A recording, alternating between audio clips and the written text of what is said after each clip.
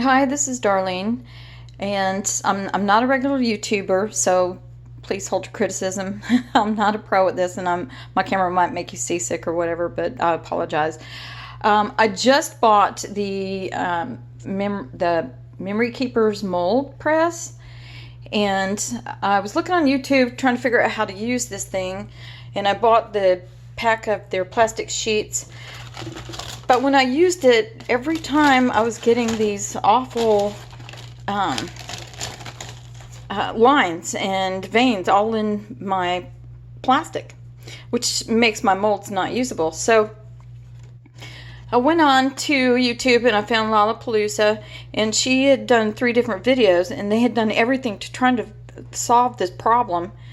And customer service from We Are Memory Keepers really didn't help a whole lot. They gave her all different kinds of suggestions to try, but none of them seemed to work. She did, however, say something in her video that rang a bell with me. And when she said the best mold they got was when they let it go down, the plastic melt where it hung down, I think she said a ½ inch or something anyway.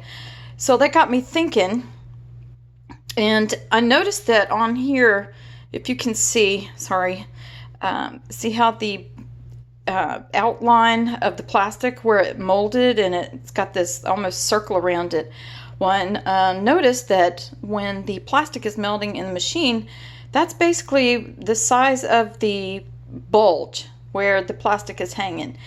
And so when you have small objects, like as you can see, I was doing different kinds of steampunk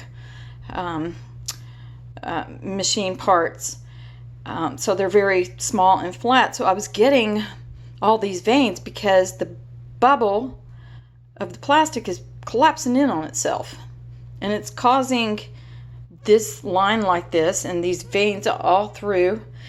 And so I got to thinking, because of what Lollapalooza had said about not letting the plastic melt so much. And lo and behold,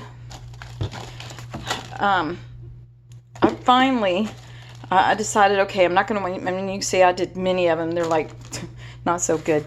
But finally I thought, okay, so when you're doing smaller objects, maybe you don't want the plastic to hang down at the 1 inch, because they give you these marks on your machine right here, and it tells you, the instructions say let the plastic hang down 1 inch.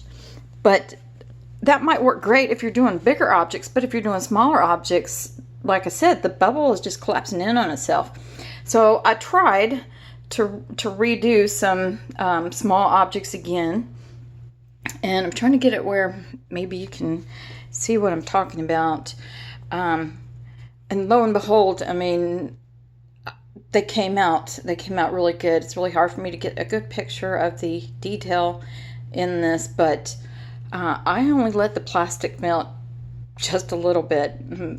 I avoided getting a bulge.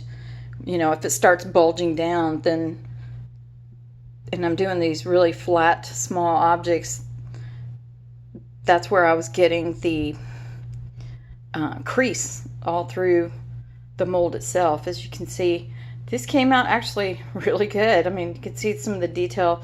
It's really hard for me to show all that right here, but it actually worked. And I did it several times, trying to pinpoint exactly how long I left the mold in to get it to look like that. I just never, because the first one I did, it was like, oh wow, you know, I'll try it at this, you know, this point of its melting. And see here again, I did the little steampunk type machine parts. It's really hard for me to get this to show up, but you can see it made the mold out of them, and I didn't get any creases or anything. It's nice and flat. Anyway, just thought I'd share that. It seems to work pretty good. I didn't remake a video about it because, like I said, I'm not really, you know, a YouTuber, but this is a huge problem, and there's right there seems to be a pretty good solution. So good luck, and I hope everything works out, and happy molding. I think.